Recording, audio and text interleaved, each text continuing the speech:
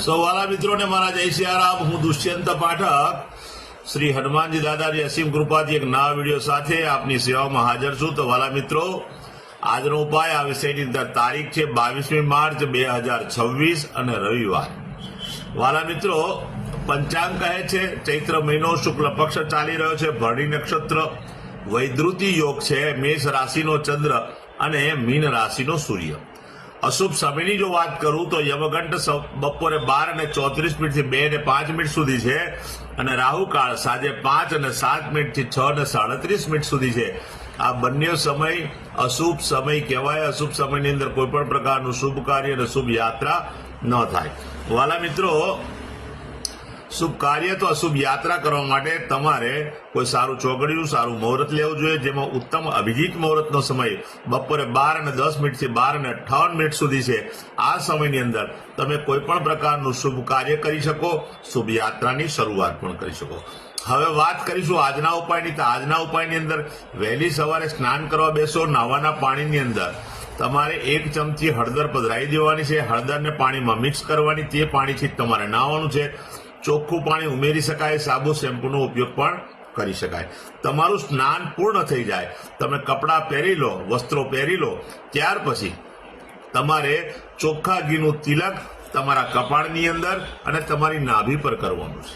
બરાબર સમજી લેજો, ચોખ્ખા ઘીનું તિલક થઈ ગયા પછી બિલકુલ સીધું સંધ્યાકાળે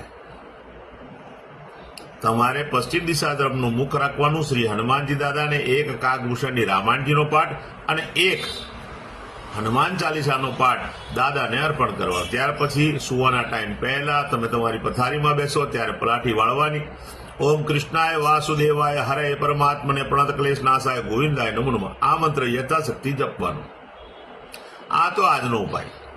જે મારા વાલા મિત્રનો જન્મદિવસ 22મી માર્ચ 2026 અને રવિવારના દિવસે આવ્યો છે,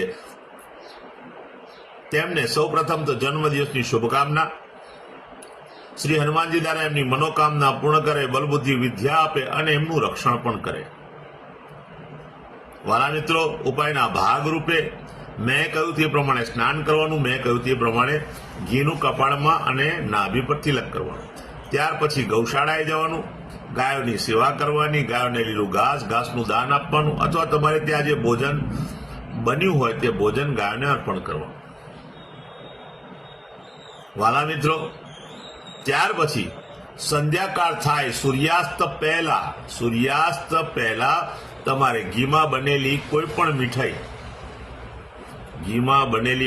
મીઠાઈ નાના બાળકોને વહેંચવાની છે। બસ આટલું જ કરી લો, ભગવાનની અસીમ કૃપા તમારા ઉપર થશે, આખું વર્ષ સારી રીતે પસાર થશે। જે મારા વાલા મિત્રની મેરેજ એનિવર્સરી 22મી માર્ચ 2024 ને રવિવારના દિવસે છે, તેવા બધા જ વાલા મિત્રો સવારે સ્નાન કરવાનું, વડીલોના ચરણ સ્પર્શ કરવાના, એમના આશીર્વાદ મેળવવાના અને પોતાના જ માતા પિતાને તમારે કોઈને કોઈ ભેટ આપવાની છે। બસ માતા પિતાને ભેટ આપી દો, ત્યાર પછી ગૌશાળાએ જાય અને ગૌશાળાએ જઈને ગાયોની સેવા કરો, ગાયોને લીલું ઘાસ અથવા ઘાસનું દાન કરો, અથવા તમારે ત્યાં જે ભોજન બન્યું હોય તે ભોજન ગાયોને અર્પણ કરો। ત્યાર પછી કોઈ પણ વૃદ્ધાશ્રમમાં, અનાથાશ્રમમાં જરૂરિયાતમંદ વ્યક્તિને, દેવ મંદિર અથવા બ્રાહ્મણને તમારે 5 વસ્તુનું દાન કરવાનું છે, જેમાં પહેલા છે ચોખા, બીજું છે ઘી, ત્રીજી છે ખાંડ, ચોથા છે લીલા મગ, બસ, અને 5મું તમારે ગોળ આપવાનો છે। આટલું દાન કરી લો, પતિ અને પત્નીનું આખું વર્ષ આનંદ સહિત પસાર થશે।